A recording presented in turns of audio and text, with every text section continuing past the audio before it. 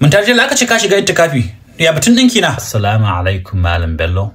Ai daga yanzu ka ringa kira na Ustaz Mukhtar saboda kaga kokarin rufe shagon nake yi na dina dinki baki daya. Ban gane ba me kake nufi? Wato ainihin ittikafin nan da na shiga na gane cewa duniyar nan ba komai bace. Duk zafin neman ka abinda Allah ya nufa zaka samu kana zaune zai zo ya iske ka. Kaga ni maganar dinki na nake. Barkace kaga misali naman kaza sai na wata 2 wata 3 ban ci kaza ba duk da kuɗin da nake samu na dinki.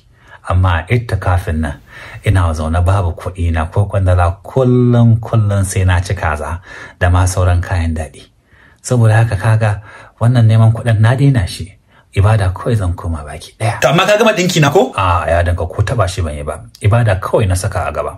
Idan kai ma kana so kawo hanya sai ai sadaka da shi kai ma ka samu naka raba.